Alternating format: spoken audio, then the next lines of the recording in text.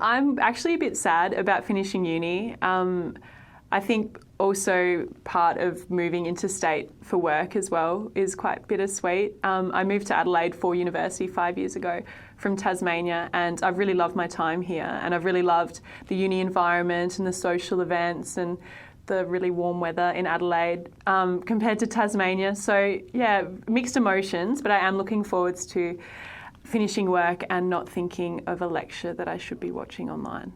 That's the great thing about having a law degree. It allows you to do that. The core set of skills that I learnt while I was studying and built upon as my career developed has allowed me to work with a broad range of people in a broad range of industries in ways that I never even thought I could, to be honest.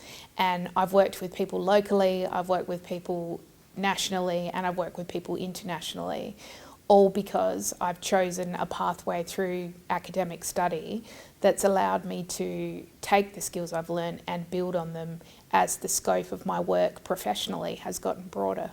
I picked up a lot of useful skills in DRE and in evidence, which was a lot more practical focused than most other law subjects, which I was thankful for. I was a bit sick of digest 20 cases and spit out a memo or a research essay on them. Like, that's useful to know and it's important to know, but there's only so much that you can do without wanting a bit of something else. And DRE and evidence did have that practical component to them, which was useful. The interlocutory applications, which you'll soon become familiar with, being able to stand up in front of someone being a judge, state your case, talk about it with the judge, answer questions. Those are useful skills to have. And those are things that there are other courses in the law school.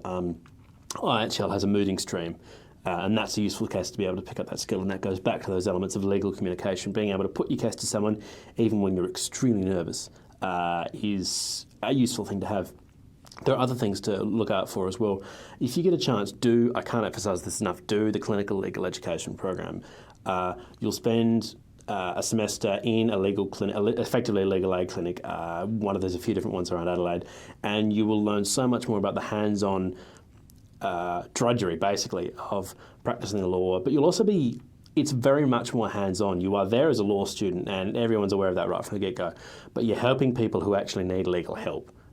You're not just sitting in a classroom reading about Boilermakers, with apologies to Matthew Stubbs, or you're not just sitting there reading a corporate law case that's about two big companies over who gets what percentage of an enormous pile of money. You're helping people with their fencing disputes, their dog and cat disputes, stuff that you need legal advice for, but that's not necessarily going to have a library of case law or precedent to answer those questions. So you will learn how to make judgment calls, how to explain some hard truths to clients, and it's a really, really, really good experience, and I can't recommend it enough. The original reason why I chose to study law was due to a really, really broad interest in human rights and social justice, and I thought a law degree would be the best sort of platform to pursue those interests from. And thankfully, I've still got those values, and they're motivating me to keep going in the really competitive workforce. But I guess from uni as well and my practical experience, I've been able to see different ways you can help people and pursue interests and stuff like that. I think when I talk about my law degree in interviews and they want to know what skills that I have gained, a lot of examples that come up are the ability to undertake detailed analysis. I think because I took a lot of opportunities in my law degree to undertake oral communication and communication to large audiences, that was also another fantastic skill that I took away from the law degree. I think also just a general problem-solving ability. That was always a big one.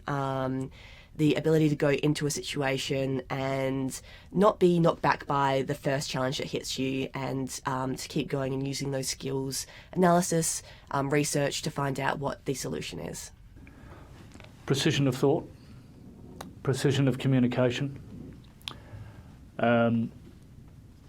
and to engage.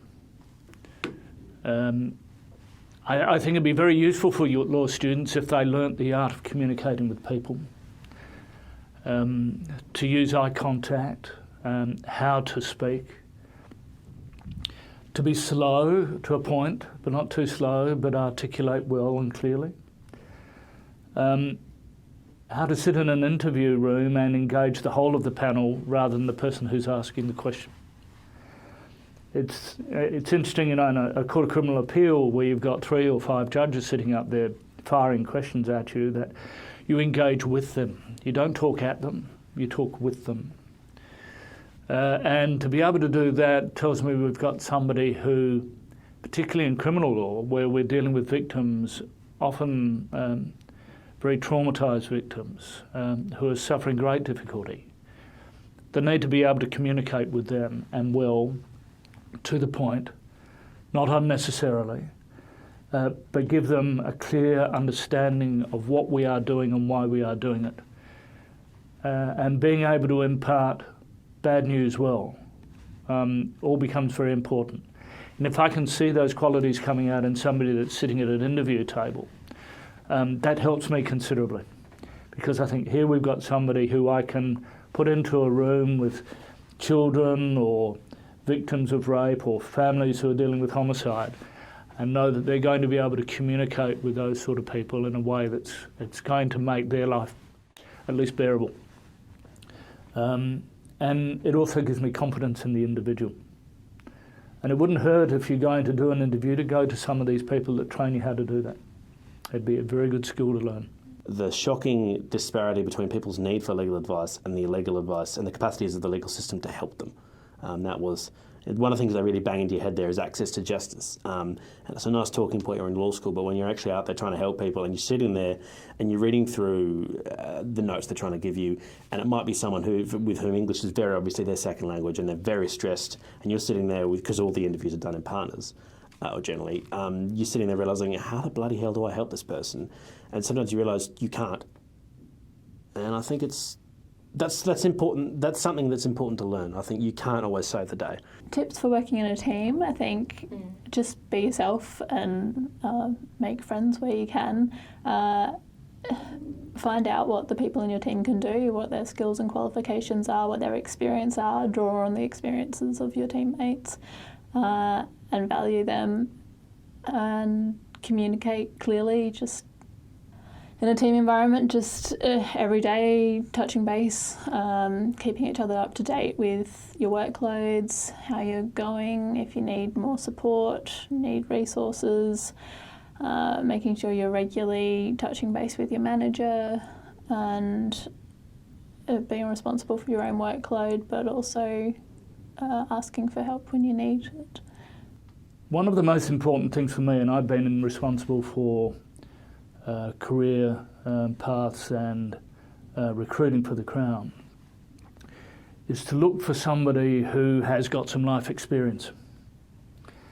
And it's not just in the law that I'm looking for. There are so many students coming through now, too many coming through now, with not enough jobs. And for me, personally, an honours degree is a dime a dozen. But what I'm looking for is somebody that's going to have something else, something special, something that shows me they've got the power on the ground.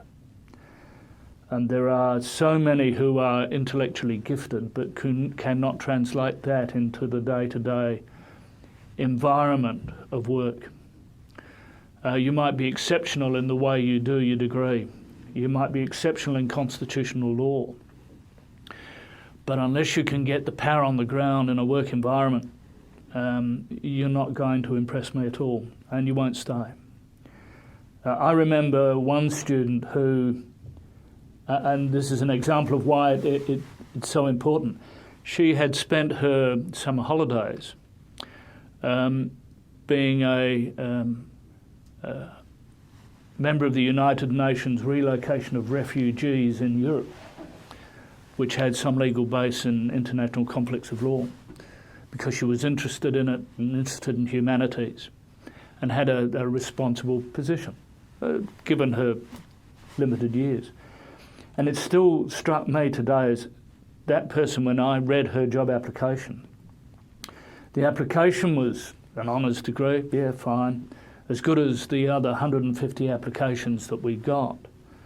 We had to drop it down to about 15 to 20 to interview as soon as I saw that on the top of the pile. I remember in that same group another lad who was a manager at McDonald's.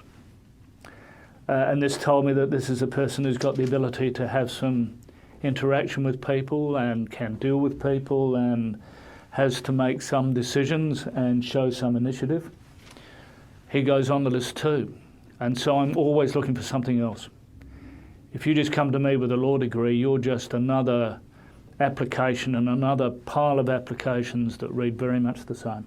So if we receive an application from an applicant with a law degree, I think we would safely assume that those applicants would have some really strong skills in critical thinking, their ability to interpret or research legislation or contracts, legal documents. That's not to say that that we expect them to be experts in that area, but they're fundamental skills that can be really, really useful in some areas or in some roles that we have within our organisation.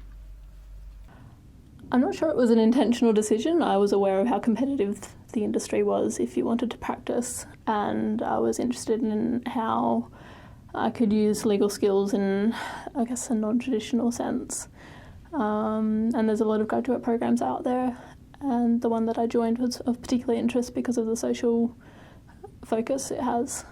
The real message to take out of this is that practicing the law is not the only thing a law grad can do. I can't emphasise that enough. You're not alone if you're thinking that. There's plenty of others like you. There's no shame in admitting that. There's nothing wrong with thinking, I don't want to do this, I want to do something else. The only problems with that are the ones you put upon yourself. So if you want to do something different, do it.